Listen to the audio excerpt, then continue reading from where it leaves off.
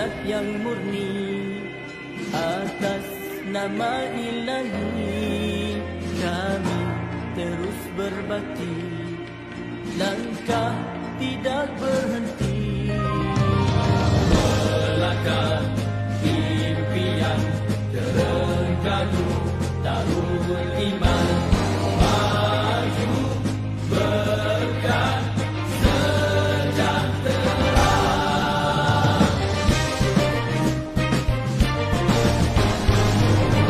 Maju Terengganu, maju di bawah suluhan wahyu.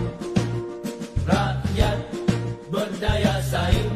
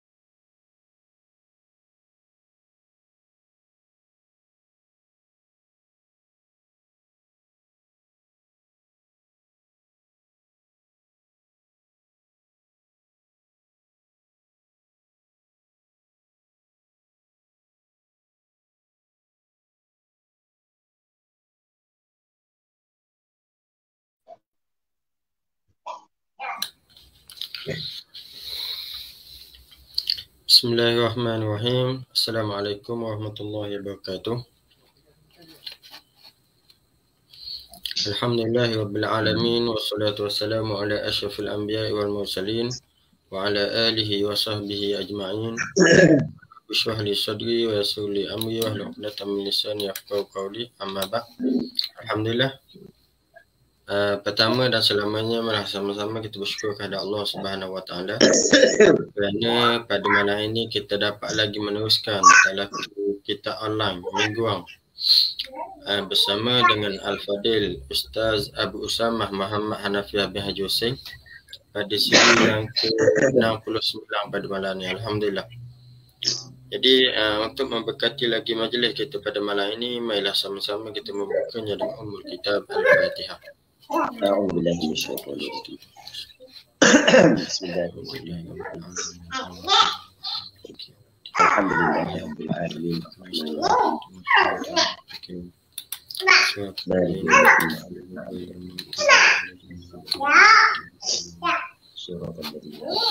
Alhamdulillah, bersyukur kita kepada Allah Subhanahu wa taala kerana pada malam ini kita dapat mengadakan ataupun kita dapat meneruskan talaqi kita yang sebelum-sebelum ni ada yang tertangguh, yang kita cancel dan sebagainya, tapi alhamdulillah pada malam ini kita dapat mengadakan seperti biasa. Jadi seperti biasalah sebelum kita mulakan talaqi kita ataupun bacaan kita pada malam ini, saya nak minta kepada semua yang join ni sama-sama kita share, sama ada share ke group ataupun sebagainya. Mudah-mudahan orang lain juga dapat manfaat daripada kelas kita pada malam ini, insya-Allah. Yang keduanya seperti biasa juga, sesiapa yang nak beri sumbangan ataupun nak taja dan sebagainya dan seumpamanya, bolehlah berhubung dengan nombor yang berada di bawah ni. Nombor yang berada di bawah ni sama ada nombor WhatsApp ataupun boleh terus ke ke nombor akaun yang berada di bawah ni. Tulislah pengajian ataupun sebagainya, insya-Allah. Jadi yang ketiganya seperti biasa juga, sesiapa yang ada persoalan berkaitan dengan pengajian kita ataupun yang apa persoalan lah yang berkaitan dengan pengajian kita, sama ada yang minggu ni ataupun yang minggu yang sebelum-sebelum ni, bolehlah tinggal soalan tersebut di ruangan komen, insya-Allah. Kita akan baca pada akhir pengajian kita nanti, insya-Allah. Jadi tanpa melengahkan masa, dengan ini majlis menjemput dan mempersilakan Al-Fadil Ustaz untuk meneruskan talaqi online kita pada malam ini. Dipersilakan Ustaz. Assalamualaikum warahmatullahi taala wabarakatuh. Waalaikumsalam warahmatullahi wabarakatuh. Bismillah wassalatu wassalamu ala Rasulillah wa ala alihi wa sahbihi wa man wala. Allahumma la sahla illa ma ja'altahu sahla wa anta taj'alul hazna idza syi'ta sahla.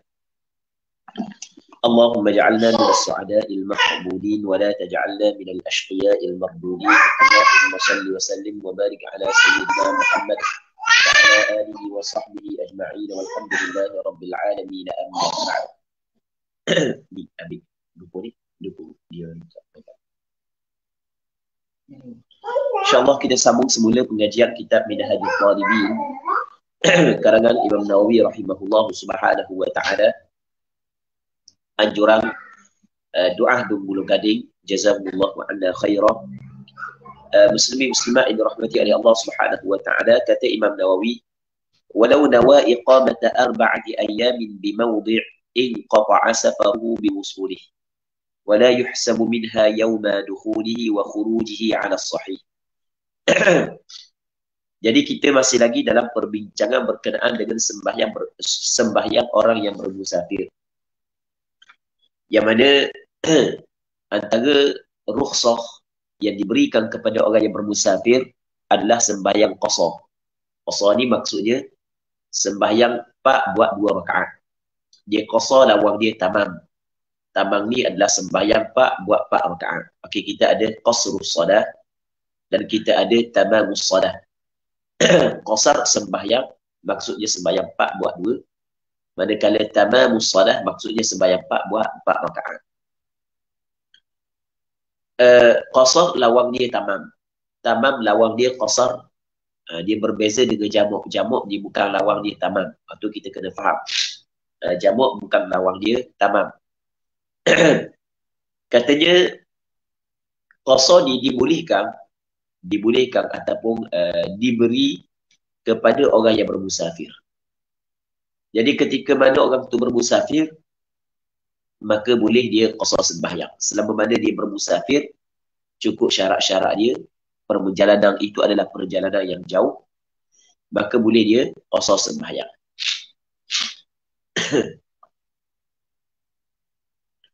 Bila kau dikatakan seseorang itu terputus safarnya? Bila kau dikata seseorang itu terputus safarnya, sehingga dia tidak boleh mengambil rukhsah qasar sembahyang. Katanya walau nawa iqamata 4 ayyamin bi mawdi'. Sekiranya berniatlah ia kembali kepada al-musafir. Iqamata 4 ayyam bermuqim. Tinggal 4 hari bi mawdi'in di satu tempat. Akhirnya dia berniat untuk bermuqim selama 4 hari di satu tempat. Ketika tu katanya inqata'a tu jawab bagi lau. Terputuslah safar dia. Inqata'a safaruhu biwusulihi biwusuli dzalikal mawdi'. Terputuslah safarnya dengan sampai kepada tempat tersebut. Seorang ni katakanlah dia daripada Durian Buli. Ana sekarang ni duduk di Durian Buli sebagai contoh. Ana duduk di Durian Buli. Katakanlah seorang ni daripada Durian Buli. Dia nak pergi kepada satu tempat yang jarak daripada Durian Buli kepada tempat tersebut 2 marhalah ke atas. Katalah daripada Durian Buli nak pergi ke Binjai. Binjai tu di Kemamang. Binjai di Kemamang. Ataupun Paya Berejuk. Ada tak Paya Berejuk sana tu? Betul. Kampung Paya Berejuk lah. Okey. Daripada Durian Buli kepada Paya Berejuk di Kemamang. Daripada Durian Buli kepada Paya Berejuk, katakanlah cukup 2 marhalah. Okey, dia tinggal di Durian Buli. Okey, dia nak pergi ke Paya Berejuk. Itu destinasi dia. Cuma dia niat untuk berada di Paya Berejuk 4 hari ke atas. Dia berniat untuk berada di Paya Berejuk 4 hari ke atas. Maka apabila sampai sahaja di Paya Berejuk, maka terputus safarnya. Maksud dia terputus safarnya, tidak lagi boleh dia mengambil rukhsah qasar sembahyang apabila dia sampai pada Paya Berejuk. Okey, boleh faham tak Zul? Dan masalah ni sebenarnya ramai di kalangan orang awam tersilap dalam masalah ni.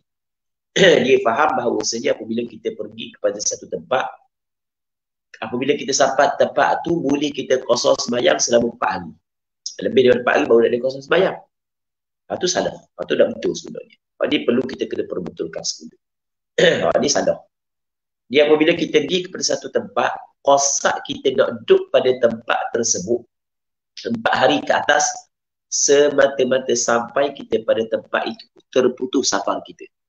Semata-mata sampai kita pada tempat tersebut terputus safar kita. Tak boleh dah kita nak jamak qasar. Bukan setakat 4 hari, sehari pun tak boleh. Jadi apabila kita niat untuk berada di situ 4 hari ke atas, dia pertama, semata-mata kita sampai di tempat tersebut putus dah safar kita. Jadi apabila putus safar, maka tidak boleh dia mengambil rukhsah yang diberikan kepada orang yang bermusafir. Antaranya adalah qasar sembahyang. Itu kita kena faham. Muslimin-muslimat yang dirahmati oleh Allah Subhanahu wa taala. Soalannya, kenapa kau dikirakan 4 hari? Penentuan 4 hari itu faham daripada mana? Sebenarnya penentuan 4 hari itu difaham daripada sebuah hadis yang dikeluarkan oleh Imam Bukhari dan Muslim. Yang mana kata Nabi sallallahu alaihi wasallam, yuqimul muhajiru ba'da qada'i nusukihi 3. Orang yang berhijrah dia boleh tinggal di Mekah setelah daripada menyelesaikan ibadatnya selama 3 hari. Jadi Rasulullah larang sahabat bermukim di Mekah, tinggal di Mekah. Hanya Rasul bagi duduk 3 hari saja. Jadi bermakna difahami daripada hadis ini 3 hari dia tidak terputus safar. Masih dikatakan orang tu orang bermusafir. Lebih daripada 3 hari barulah dikatakan putus safar. Lebih daripada 3 hari itu 4 hari. Iaitu 4 hari lah. Kalau dah cukup 4 hari, lebih daripada 3 hari tapi dah cukup 4 hari, dia mengambil hukum 3 hari. Dia bukan mengambil hukum 4 hari. Maksudnya, selama mana tidak cukup 4 hari, maka selama tu dia tidak terputus safar dia. Kata dia, wala yuhsabu minha yawma dukhulihi wa khurujihi 'ala as-sahih. Dan tidak dihitung daripada 4 hari yauma dukhuli, 2 hari masuknya, wa khuruji dan keluarnya. Hari tiba dan hari pulang. 2 hari itu tidak dikira. Ini kalau dia sampai pada siang hari. Kalau sampai pada malam, malam tu tidak dikira. Okey, kita buat 2 contoh. Katakanlah orang tu katakanlah orang tu dia bertolak daripada Riyagudi.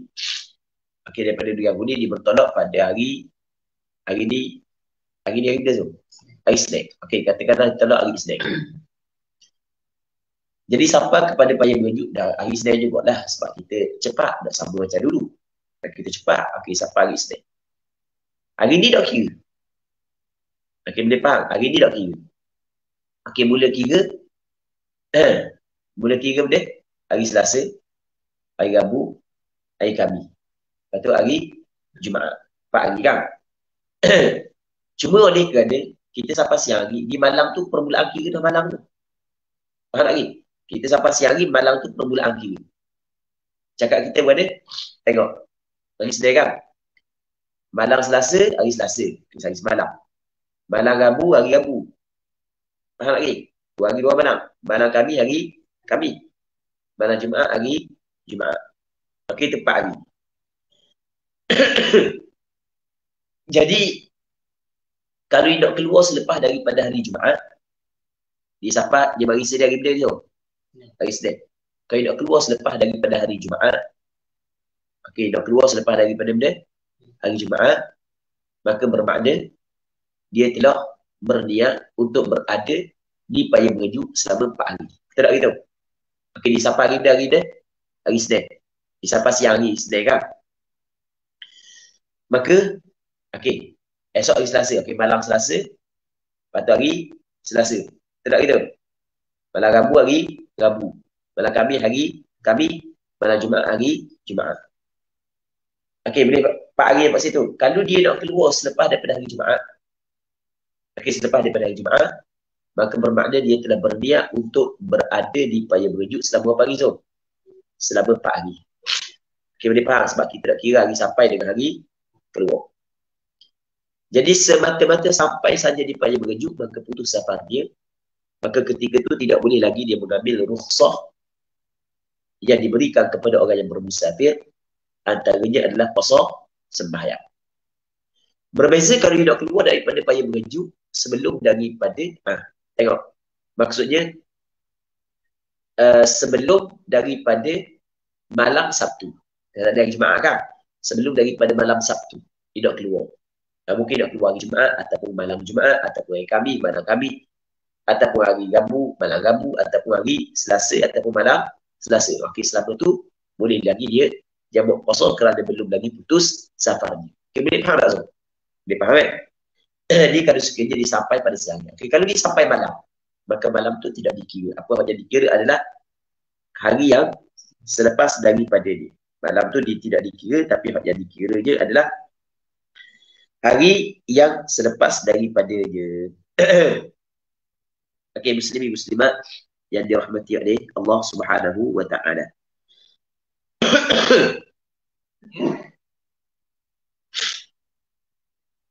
Katanya walau aqama bi baladin bi niyyati ay yarhala idha hasalat hajatun yatawaqqa'uha kull waqtin qasara 18 yawman. Sekiranya bermukimlah di solat Bi baladin, bermukim dia tinggal. Bi baladin di satu tempat. Biniyati ayyarhal, dengan dia bahawa nak berangkatlah dia. Ila hasalat hajatun, apabila dapatlah oleh hajat dia. Hajat mana yang tawaqqa'uha, yang dia menjangka, yang dia jangkakan, dia akan hajat tersebut kulla waqt, setiap waktu. Setiap saat dia jangka hajat tu akan dapat. Ketika tu qasara 18 yawman. Dia boleh qasar selama berapa hari? 18 hari. Okey, boleh faham tak? Dia boleh qasar selama berapa hari tu? 18 hari. Okey, kena perhati molek masalah ni. Kita kena perinci molek sikit masalah ni agar tidak berlaku lagi kesilapan. Sebab masih lagi ramai orang yang tersilap dalam masalah putus safar ataupun tidak. Sebab kalau benda tu benda putus safar ataupun keadaan dia saat itu safar telah putus, tiba-tiba dia masih lagi qasar sembahyang, maka bermakna sembahyang dia tidak sah. Okey, boleh faham tak, Zul? Okey, yang pertama sekali okey, kita buat perincian. Yang pertama sekali, apabila seorang saat itu dia qasar untuk bermusafir pada tempat yang daripada kampung dia kepada tempat tersebut cukup 2 marhalah. Okey, jelas tu? Cukup berapa marhalah? 2 marhalah. Maka destinasi yang dia nak tuju tu ada 3 kemungkinan. Kemungkinan yang pertama, dia qasar untuk berada di sana selama 4 hari ke atas, tanpa dikira hari sampai dan hari keluar. Kalau sampai siang hari tu tak kira. Kalau keluar siang hari tu tak kira. Faham tak lagi? Kalau sampai malam tu tidak kira. Okey, jelas tak? Jadi kalau dia qasar untuk berada pada tempat tersebut 4 hari ke atas, semata-mata sampai di tempat tersebut putus safar dia. Okey, boleh? Boleh faham? Yang pertama. Yang kedua, orang ni dengar balik dia bermusafir kepada satu tempat yang mana dia qasar untuk berada di tempat tersebut tidak sampai 4 hari. Faham tak lagi? Tidak ada sehari je. Apabila sampai sana, dia boleh qasar sembahyang dalam tempoh sehari tu. Tiba-tiba dia berubah dia. Nak duduk berapa hari? Nak duduk 4 hari ke atas. Apabila berubah dia, ketika tu tak boleh dah dia qasar sembahyang. Okey, boleh faham? Berapa dah? 2. Okey, boleh faham? Yang ketiga, dia qasar untuk berada di situ 3 hari. Okey, selama 3 hari boleh tak dia qasar sembahyang? Boleh dia qasar sembahyang. Tiba-tiba cukup hari ketiga, okey, dia tak tolak lagi. Dia tak dengung gitu. Dia tak keluar lagi. Maka boleh dia qasar sembahyang sehingga hari yang ke-4. Sehingga hari yang ke-4. Cukup 4 hari boleh dia qasar sembahyang. Lepas cukup 4 hari, maka tak boleh dah dia qasar sembahyang kerana dia telah tinggal pada tempat tersebut selama berapa hari? 4 hari. Maksudnya, putus safar dia kerana tinggal pada tempat tersebut selama berapa hari? 4 hari. Berapa dah? 3. Yang keempat, dia nak pergi pada tempat tersebut. Dia tidak qasar bilangan hari. Tak tahu berapa hari nak duduk. Maka semata-mata sampai pada tempat tersebut putus safar.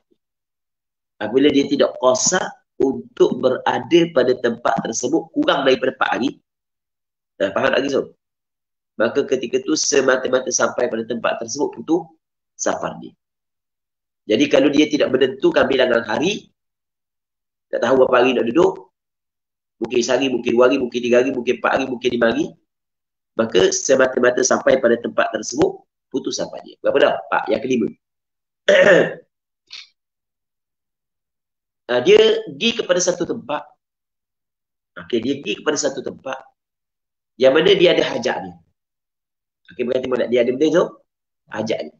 Yang mana hajat dia setiap saat, setiap detik dia mengharapkan hajat dia selesai. Dan dia apabila selesai hajat dia akan balik. Jadi ketika dia menanti hajat dia, dia seperti orang yang bermusafir. Faham tak kan? Sebab dia nak bergerak je. Kerja nak bergerak je. Dia fikir nak bergerak. Dia fikir nak bergerak. Faham tak kan? Dia fikir nak tinggal tempat ni. Bila dapat hajat. Tapi dia akan dapat hajat, dia tunggu. Setiap saat dia mengharapkan hajat dia tertunai. Okey, boleh faham tak, Zul? Maka dia seperti orang yang bermusafir. Faham tak? Dia seperti orang yang bermusafir. Sebab apabila hajat dia ada, dapat dia akan berpindah. Jadi, setiap saat dia membuat persiapan untuk meninggal tempat tersebut. Okey, boleh faham? Maka ketika itu dia boleh qasar selama berapa hari? 8 hari. Tanpa dikira hari sampai dan hari keluar. Okey, boleh faham? Faham dah, Tiga lagi. Kalaulah dia tahu hajat dia tidak akan selesai melainkan selepas 4 hari. Maka ketika itu tidak boleh kosong selama 18 hari. Itu kita kena faham. Kalau dia jelas dah, nyata dah hajat dia tidak selesai melainkan 4 hari ke atas, baru selesai hajat dia. Maka ketika itu tidak boleh kosong sampai 18 hari. Beza dia masalah ni dengan masalah pertama. Beza masalah ni dengan masalah pertama tadi, dia mengharapkan hajat dia dapat selesai setiap saat. Jadi seolah-olah setiap saat dia adalah orang yang bermusafir. Faham tak? Sebab dia sedang membuat persiapan untuk meninggal tempat tersebut setiap saat. Ketika tertunai hajat dia. Manakala yang golongan yang kedua tadi, apabila dia telah tahu bahawa hajat dia tidak akan selesai melakukan 4 hari, jadi bermakna adakah dia seperti orang musafir? Tidak. Dia akan tunggu selama 4 hari. Maka sebab itulah golongan yang kedua ni tidak boleh qasar sehingga 18 hari. Ini tidak perbezaan. Katanya waqilah dan kata qil. Untuk hak yang masalah orang hak yang ada hajat, yang dia mengharapkan hajat dia akan selesai setiap saat. Setelah selesai dia akan berangkat selalu. Okey, boleh faham tak kan? Kata qil arba'ah, 4 hari juga. Sama dengan masalah tadi. Sama masalah, bukan 18 hari. 4 hari dia boleh qasar sembahyang. Wa fi qaulin abada, pada satu pandangan selama-lama. Bu duduk 2 tahun situ pun 2 tahun. Contoh dia, kita buat contoh mudah gini. Orang tu dia naik boat, naik perahu, naik kapal, tiba-tiba mari gelombang kuat. Jadi apabila mari gelombang kuat, dia akan berteduh di belakang pulau. Faham lagi? Dia kalau misalnya gelombang kuat, puncak kuat, orang duduk di laut saat ni, dia akan cari pulau. Faham lagi? Dia cari pulau saat ni, itu tujuan untuk sementara dia. Apabila ombak teduh, gelombang pun teduh dah, dia akan keluar. Tiba-tiba gelombang kuat sampai ke seminggu. Okey, seminggu tu dia boleh kosong sembahyang. Sampai 2 minggu. 2 minggu tu boleh kosong sembahyang. Selama mana boleh kosong sembahyang? Sampai ke 18 hari. Nampak tak kan? Sebab setiap saat dia seperti orang bermusafir. Ada peluang, tolong. Dia buat persiapan semua. Berbeza dengan orang yang tiba-tiba mari gelombang. Oh, tak boleh, kita kena duduk pulang. Lepas tu dia pun cek. Okey, dia cek boleh. Dia cek cuaca. Oh, gelombang ni mari sampai 5 hari. Okey, boleh. Tak apa. Kita tunggu pulang dulu lah. Kita duduk sini hari mari dulu. Okey, boleh faham? Orang ni boleh tak kosong sampai ke 18 hari? Tak boleh. Sebab dia tidak membuat persiapan setiap waktu untuk bermusafir. Jadi bermakna dia tidak seperti orang yang bermusafir. Okey, boleh faham tak? Tapi ada satu pandangan dia kata abadan selama-lama boleh qasar sembahyang. Okey. Wa qila, dia kata qil al-khilafu fi khaifil qital. Khilaf saat itu adalah pada orang yang takut peperangan. Orang yang takut peperangan di dalam masalah orang bermusafir yang takut peperangan. Tu khilaf dalam masalah dia lah. Jadi ada kau boleh 4 hari je ke, selama-lama ke, ataupun 18 hari. Jelas tak kira? La tajri, tidaklah peniaga. Wa nahwihi, dan seumpamanya peniaga. Jadi peniaga tak berlaku khilaf lagu ni. Untuk peniaga. Jadi untuk peniaga tidak berlaku khilaf begini. Itu mengikut pandangan sebahagian daripada ulama. Jadi untuk peniaga dia tidak boleh lebih daripada 4 hari. Tidak boleh lebih daripada 4 hari. Baik. Ataupun boleh kata-kata tidak boleh lebih daripada 18 hari untuk peniaga. Kalau dah 18 hari bolehlah sebab dia ada wafi qaulin abadan tu kan. Cuma ni pandangan yang dhaif lah. Pandangan yang kuat tak kira lah. Yang khaif al-qital ke at-tajir ke ataupun seumpama at-tajir, kalau dia setiap saat dia mengharapkan hajat dia selesai dan dia akan berangkat selalu apabila selesai hajat dia, maka ketika tu dia boleh qasar selama berapa hari? 18 hari. Muslimin muslimat yang dirahmati oleh Allah Subhanahu wa taala. Walau alima baqa'aha muddatan tawilah, dan sekiranya mengetahuilah ia kembali kepada orang musafir, baqa'aha akan baqa'nya akan kekalnya hajatnya. Baqa'aha baqa' hajatun, kekal hajatnya. Muddatan tawilah, tempoh yang panjang. Maksud tempoh yang panjang adalah 4 hari ke atas. Kalau dia tahu dah hajat dia dah selesai, mereka 4 hari ke atas. 5 hari baru selesai hajat dia. Maka boleh faham. Kereta dia punah. Dia pun seorang beki. Kereta dia kata orang beki ni, awak ni kata awak ni tak adang nak buat sehari 5 hari baru siap kereta awak ni.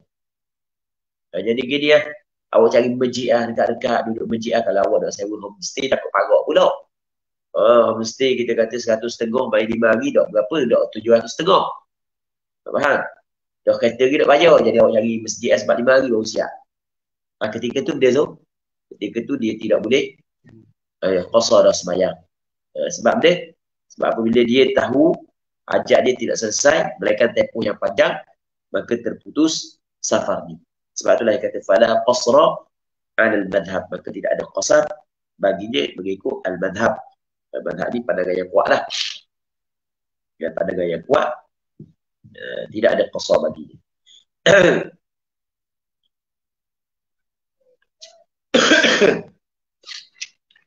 Muslimin muslimat yang dirahmati oleh Allah Subhanahu wa taala.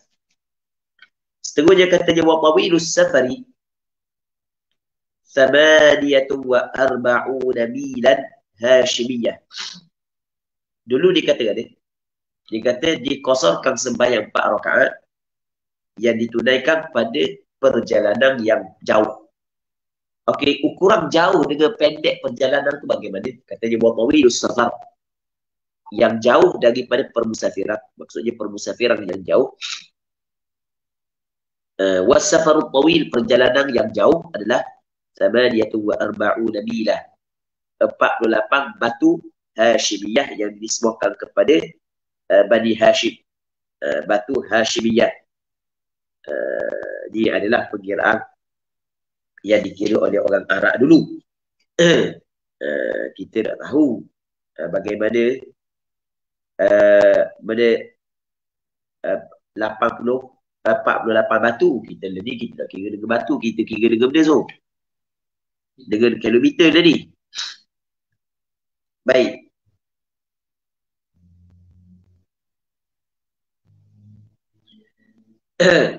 Yang mana kira dengan kilometer lebih kurang 82 kilometer. Dulu dia kira dengan batu. Untuk batu pun dia ada batu Hashimiyah, batu Al-Umayyah. Ya lain lah. Dia ada batu yang disebutkan kepada Bani Umayyah. Ada batu yang disebutkan kepada Hashimiyah. Baik, dia ada perbezaan lah. Dulu kalau disebut kepada batu Hashimiyah 48 batu. Baik. Qultu, berkata oleh aku Imam Nawawi, wahwa, dan iaitu benar. Tawilus safar ni, perjalanan yang jauh adalah marhalatan, 2 marhalah. Bisayril asqal, dengan sayr perjalanan al-asqal, unta yang membawa muatan. Al-asqal makna unta yang membawa muatan. Tidak, unta yang membawa muatan. Sebab kalau tidak ada muatan, dia cepat sikit berbanding dengan tidak ada muatan. Tak gitu. Ada muatan lebih cepat. Tidak ada muatan, dia lebih cepat berbanding dengan ada muatan. Tak gitu. Kalau kita bawa kereta sekalipun, kita bawa kereta, kalau ada muatan dia lambat sikit berbanding dengan tak ada muatan lah. Jadi dua marhalah dengan dikirakan perjalanan al-asqal. Al-asqal ni adalah unta yang membawa muatan. Wal bahru kal bar, dan laut sama seperti darat. Ukuran di laut sama seperti darat. Falau qata'a al-amyal fihi fi sa'atin qasar, maka sekiranya qata'a dia memutus al-amyal akan batu-batu itu. Dia memutuskan batu-batu itu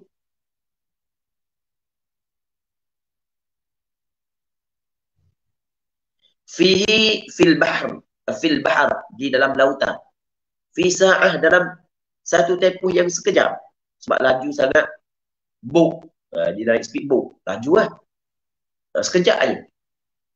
Qasar hendaklah ataupun boleh dia qasar sembahyang, kata Imam Nawawi, wallahu a'lam. Jadi Imam Nawawi nak kamu lagu mana? Imam Nawawi nak kamu kalau orang tu naik atas ataupun dia belayar menggunakan perahu ataupun kapal yang laju, sehingga dalam tempoh sekejap saja dapat memotong ataupun melepasi dua marhalah, maka tetap dia boleh qasar sembahyang. Zaman Imam Nawawi kapal terbang tak ada lagi. Zaman Imam Nawawi kapal terbang tak ada lagi. Okey, boleh faham tu? Jadi dan kenderaan seperti kereta yang berada di zaman kita, wallahu a'lam ada ke tak lagi zaman Imam Nawawi, rasa macam tak ada lagi. Wallahu a'lam. Jadi Imam Nawawi tak tahu pun benda yang berlaku di zaman kita ni. Perjalanan dua marhalah sekejap ni. Kadang-kadang bawa kereta laju sejam sampai dah. Lepas sejam pun kadang-kadang sampai dah. Kata Imam Nawawi, walaupun dia memutuskan akan batu-batu itu di dalam lautan, dalam satu tempoh yang sekejap, tetap dia boleh qasar sembahyang. Okey, boleh faham? Tetap boleh qasar sembahyang. Wallahu a'lam. Katanya wa yushtaratu qasdu mawdi'in muayyan awwalah. Dan disyaratkan dia mesti kena qasar, kena tuju. Ada dalam hati qasar menuju mawdi'in satu tempat muayyan yang ditentukan awal mula-mula. Jadi mesti kita orang bermusafir, syarat dia mesti kita kena qasar untuk pergi kepada satu tempat yang tertentu. Kalau tidak qasar, kita keluar daripada rumah, ikut butuh nak pergi ke mana, sebab membawa diri kerana menanggung kesedihan. Sebagai contoh, setelah daripada harga barang melambung naik tinggi, jadi dia bawa butuh, ikutlah nak pergi mana pun, maka dia tidak boleh qasar sembahyang kerana dia tidak qasar kepada muayyan, tempat yang tertentu. Dia qasar kepada tempat yang tertentu, bukan mesti qasar nak pergi rumah siapa. Tak. Kita kata nak pergi ke Lumpur, ada apa dah tu? Nak pergi. Bukan mesti kena qasar kampung tertentu, rumah tertentu. Tak mesti ada qasar. Jadi kalau orang tak ada qasar, pakai gigi, jengkok, daya butuh, nak musi, maka tak boleh dia qasar sembahyang. Fala qasra lil haim, maka tidak ada qasar bagi haim. Haim ni orang yang tak tahu nak pergi mana. Pakai ikut je kaki nak pergi gerak, nak pergi ke mana. Wa in tala taradduduhu, dan jikalau jauh oleh pergi mari je, jauh pergi mari, tak ada qasar sembahyang. Sebab dia adalah haim. Tetapi kalau nak balik lagi, nak balik lagi daripada tempat yang disampai ke kampung dia lebih daripada 2 marhalah, nak balik kampung dia, boleh tak qasar sembahyang? Boleh, sebab dia telah qasar kepada muayyan. Begitu juga wala talibi gharib, tidak ada qasar bagi orang yang mencari gharib, orang yang berhutang dengan dia. Dia cari orang hutang dia. Dia cari orang yang berhutang dengan dia. Faham mana orang berhutang dengan aku? Cari. Nak risau. Dia cari orang yang berhutang dengan dia. Okey, muslimin muslimat yang dirahmati oleh Allah Subhanahu Wa Taala. Dia kalau kita cari orang berhutang, dia kalau kita tahu tempat dia, okey. Kalau kita tahu kita tahu tempat dia, waktu je lah. Itu dia panggil ada qasad muayyan. Dia tak tahu mana, cari je. Tak tahu mana. Boleh tak nak qasas bayar? Tak boleh. Wa abiq, dan orang yang mencari abiq, hamba yang lari. Dia nak cari hamba dia lagi. Dia tahu dah tempat dia tu. Kalau tahu tempat, mudah. Faham? Dia tak tahu. Yang mana abiq ni yarji'u mata wajadahu. Ataupun talibi abiqin, yang dia yarji'u, yang dia akan kembali mata wajadahu, bila mana ataupun talibi gharib wa abiq, dia akan kembali semula na'at kepada talib. Orang yang cari tuang hutang ataupun orang yang berhutang sebab gharib boleh digunakan kepada makna tuang hutang, yang boleh digunakan kepada makna orang yang berhutang. Yang dia akan kembali talib saat itu, orang yang cari saat dia orang berhutang atau cari hamba dia lagi, dia akan kembali mata awajanahu, bila mana mendapatilah dia akan dia. Kalau dia jumpa dengan hamba lagi, dia akan balik. Jumpa dengan tuan hutang ataupun jumpa dengan orang yang beri hutang pada nak bayar hutang ni, maka dia akan balik. Maka dia tidak boleh qasas bayar. Mereka kalau dia tahu di mana tempat yang dia akan tuju, tak semesti hamba ada situ. Dan dia nak tuju mana kalau dia tahu. Jadi bermakna ada qasad muayyan. Maka ketika itu barulah boleh qasas bayar. Wala ya'lamu mawdi'ahu, dan dia tidak mengetahui akan tempatnya, tempat bagi gharib dan abiq saat itu. Tidak tahu tempat dia. Kalau tahu tempat, maka jelaslah dia ada qasad muayyan. Anak tu. Okey, habis. Kata dia, walau kana li maqsidihi tariqan. Dan jika adalah bagi maqsidnya, bagi destinasinya, tempat tuju dia, tempat dia tuju, tempat dia nak pergi tu, ada tariqan, ada dua tariq, dua jalan. Tawilun badal bagi tariqan. Ada jalan yang panjang, jauh, wa qasir, dan ada jalan yang dekat, pendek. Jadi ada jalan dua jalan. Nak pergi satu tempat ada dua jalan. Jalan patah, jalan darat. Kalau jalan patah, tak cukup rumah halah. Jalan darat cukup rumah halah. Contoh kan? Okey. Ketika ada dua jalan, ada jalan dekat, ada jalan jauh. Tiba-tiba fasadaka tawil. Kemudian dia melalui jalan yang panjang, yang jauh, cukup dua marhalah. Li gharadin, kerana ada tujuan. Contoh kesubulah seperti mudah. Jalan darat mudah, tak ada lebih syarat. Au abdi ataupun selamat. Jalan patah, jalan ni, jalan patah, jalan patah, ada jalan darat selamat sikit. Jalan patah tak selamat mana, sebagai contoh. Qasad ketika itu boleh diqasas bayar. Jadi pendek kata, kalau satu destinasi itu ada dua jalan, ada jalan yang tak cukup bermarhalah, ada jalan yang cukup bermarhalah. Kalau dia lalu jalan yang cukup dua marhalah, boleh dia qasas bayar. Tapi dengan syarat ada tujuan. Kalau tak ada tujuan, semata-mata nak qasas bayar, pilih jalan jauh, tak boleh. Sebab dia telah melakukan perkara yang sia-sia. Ada lagi yang? Wa illa fala, dan jika tidak maksudnya jika tidak ada gharad, tidak ada sebarang keperluan, sebarang tujuan, dia saat itu lalu jalan jauh hanya semata-mata untuk qasas sembahyang, pada maka tidaknya tidak boleh dia qasas sembahyang fil adhar, ikut kaul al-adhar. Okey, jelas. Okey, muslimin muslimat yang dirahmati oleh Allah Subhanahu wa taala. Kata dia, walau tabi'al abdu aw az-zawjatu aw al-juddi malika amrihi fi safar wa la ya'rifu maqsidahu fala qasra. Jikalau mengikut oleh hamba dia ikut siapa? Hamba ikut tuang dia, ikut pengguru dia. Aw az-zawjatu, ataupun mengikut oleh isteri ikut siapa? suami. Sama juga anak ikut ayah. Awil jundi ataupun tentera.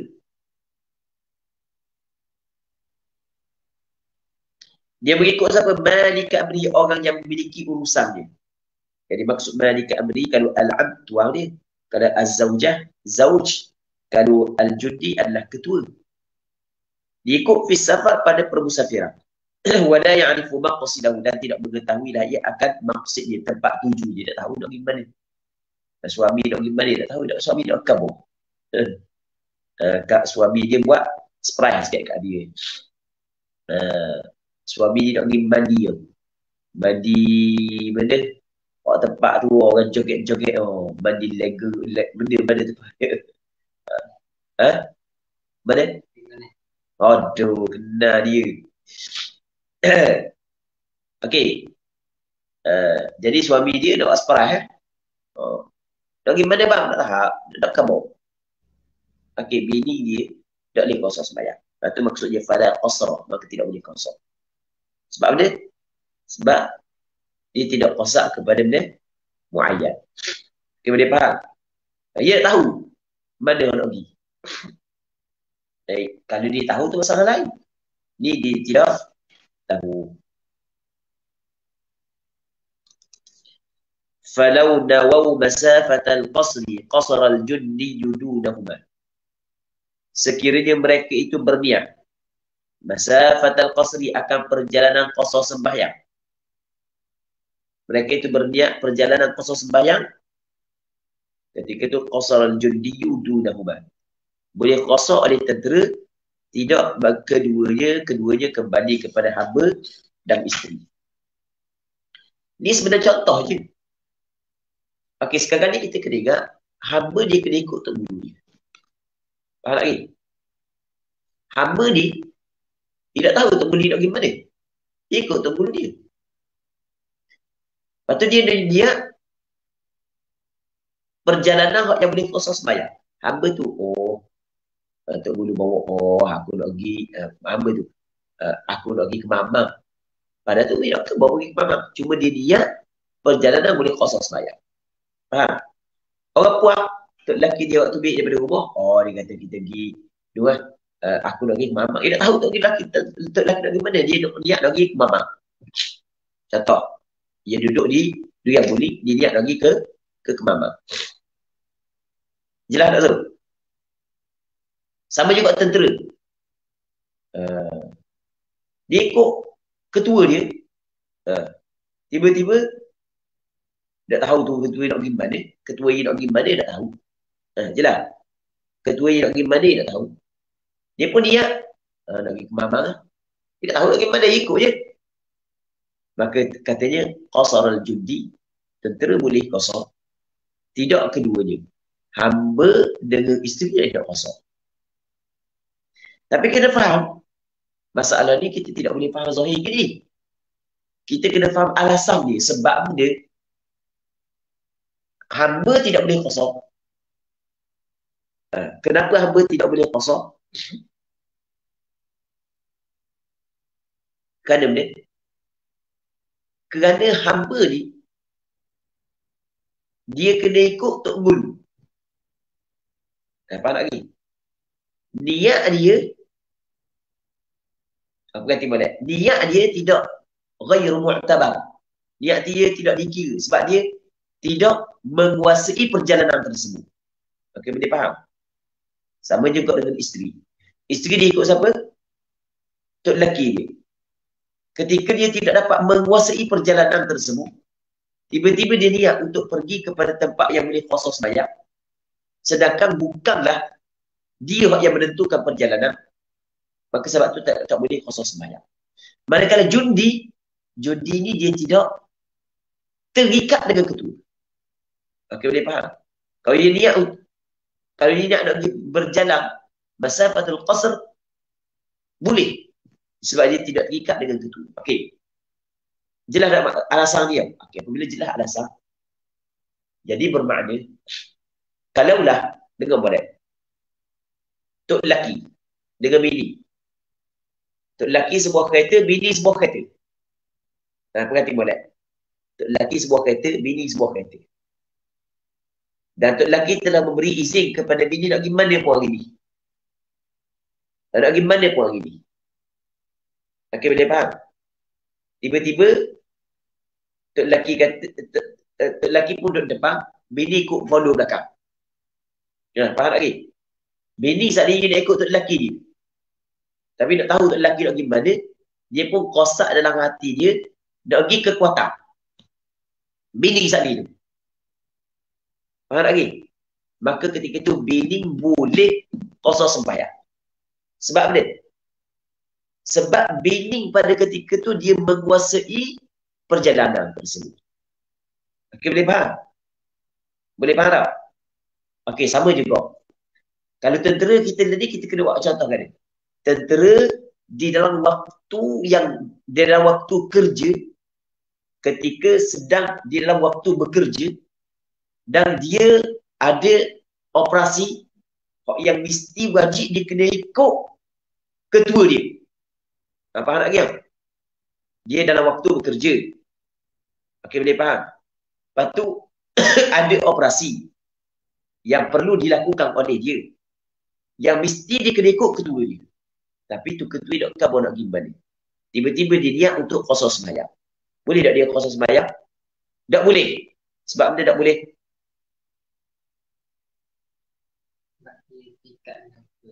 Sebab dia terikat dengan ketua. Dia tak tahu ketua nak pergi mana. Niat dia saat itu tidak boleh dikira. Okey, boleh faham? Sebab dia tidak menguasai perjalanan tersebut. Jelas tak? Berbeza dengan tentera yang di luar waktu bekerja. Okey, boleh faham? Ataupun tidak ada kewajipan dia untuk terikat perjalanan tersebut dengan ketua. Okey, boleh faham? Dia bawa kenderaan diri. Dan ketua dia nak pergi kat tu, dia ikut tak Tapi tak tahu nak pergi mana. Cuma dalam kosak hati dia, aku nak pergi Kuantan. Maka ketika tu, boleh dia qasar sembahyang. Okey, boleh jelas tak? Itu kita kena faham alasan dia. Bukan semata-mata, bukan semua isteri yang tidak tahu suami nak pergi mana, dia ikut. Lepas tu, isteri kalau niat perjalanan qasar sembahyang, tak boleh qasar sembahyang, bukan begitu. Bukan kena tengok isteri saat itu, dia dapat menguasai tak perjalanan tersebut. Jelas Muslimin muslimat yang dirahmati oleh Allah Subhanahu wa taala. Katanya wa man qasada safaran tawilan fasara thumma nawa ruju'an inqata. Fa in sara fa safarun jadid. Jadi untuk hari ini kita berhenti sini dulu. Kita beri ruang untuk kita jawab soalan. Insya-Allah. Wallahu a'lam. Sallallahu ala sayyidina Muhammad wa ala alihi wa sahbihi ajma'in. Walhamdulillahirabbil alamin. Alhamdulillah. Terima kasih diucapkan kepada Al-Fadhil Ustaz di atas bacaan kitab ataupun talaki kita pada malam ni. Jadi malam ni kita ada beberapa soalan Ustaz. InsyaAllah kita dah baca habis malam ni. Kita baca 1, 2, 3 gitu je.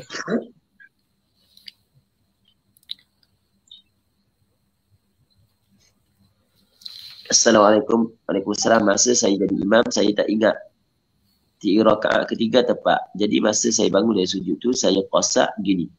2 tahiyat akhir dululah. Kalau ada makmum tegar, baru aku bangun rakaat keempat.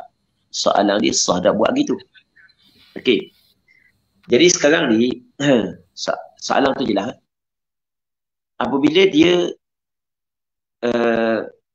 dia syok di antara 3 dengan 4, 3 dengan 4, apa hak yang Rasul suruh dia ambil, hak yang ataupun apa hak yang Rasul suruh dia buat adalah dia ambil hak yang yaqin.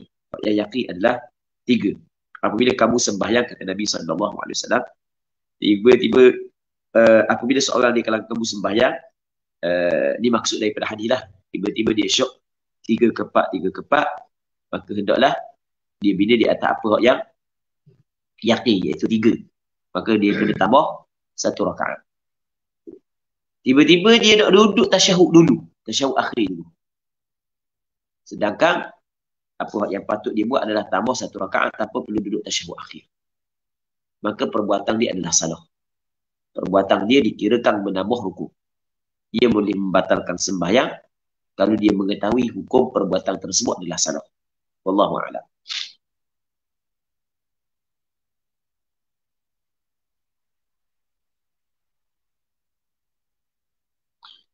Assalamualaikum Ustaz. Waalaikumsalam. Kalau kita niat dalam bahasa Melayu boleh tak? Niat benda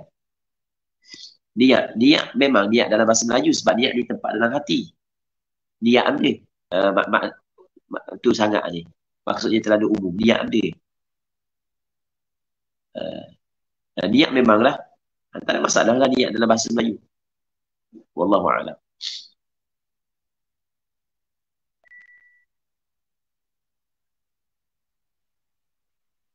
Soalan yang tertangguh sesi lalu. Assalamualaikum Ustaz. Waalaikumsalam.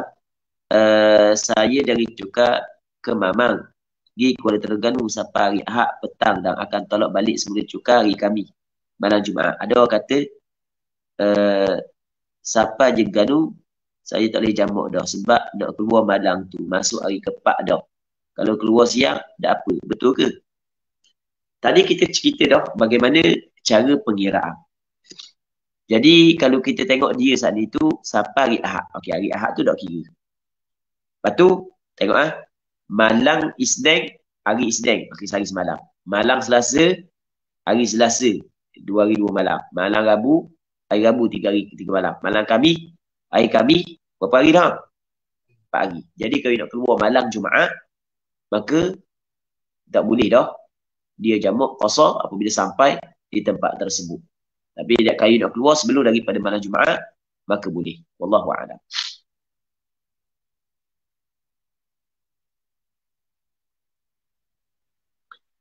Assalamualaikum Ustaz. Waalaikumsalam. Kalau dia tahu destinasi tapi dia beritahu jarak lebih daripada 2 marhalah. Macam mana Ustaz? Terima kasih. Dia sekarang ni destinasi macam yang kita khabar. Bukanlah maksudnya kita kena tahu tempat. Jadi, kalau tahu perjalanan saat itu 2 marhalah. Kalau tahu perjalanan saat itu 2 marhalah. Apa yang dia akan pergi. Walaupun dia tak kenal lagi tempat tu. Maka tak ada masalah lah. Boleh lah dia qasar sembahyang sebab dia mengetahui perjalanan dia saat itu memakan maksudnya sampai boleh qasar sembahyang. Allahu a'lam.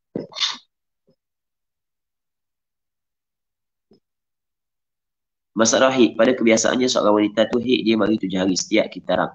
Tapi bila dimakai alat cegah hamil, haid dia jadi 10 hari atau lebih setiap kitaran.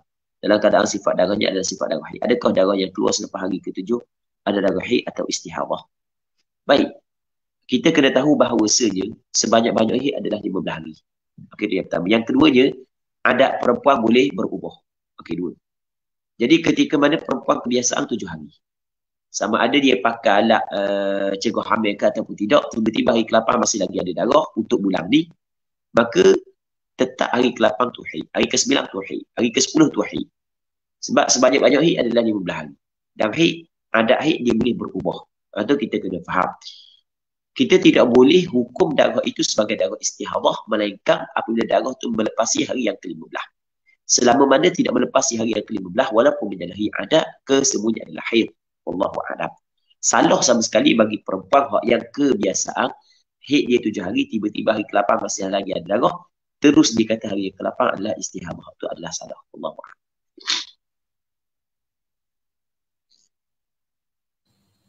Okay, soalan kita habis ya Ustaz untuk malam ni. Ya. Jadi sebelum kita akhiri, saya nak minta Ustaz untuk baca doa Ustaz. Tak apa Ustaz. Minah dulu Ustaz. Sila. Minah sekejap. Sila Ustaz. Minah sekejap.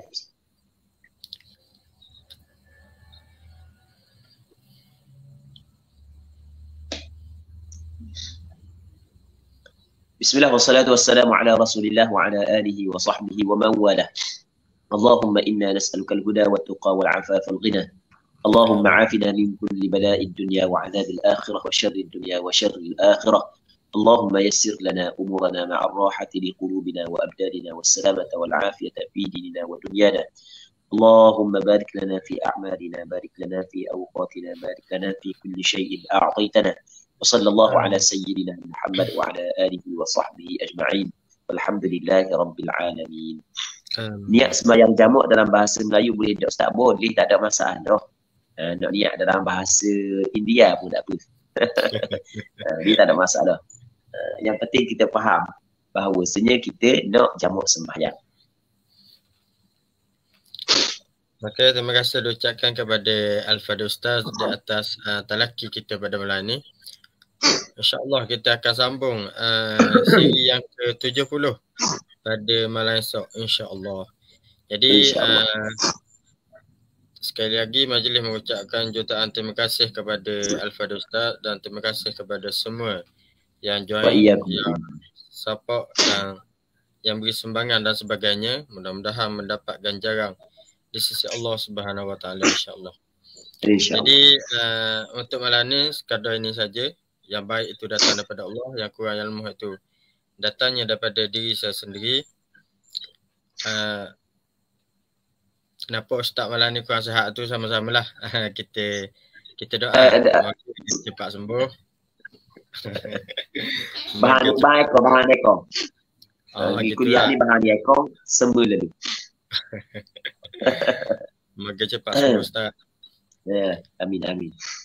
Jadi marilah sama-sama kita tangguh pertemuan kita pada malam ini dengan tasbih kafarah dan suratul As.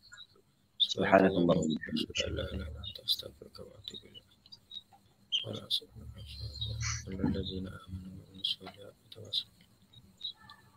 Assalamualaikum warahmatullahi wabarakatuh. Waalaikumsalam warahmatullahi wabarakatuh.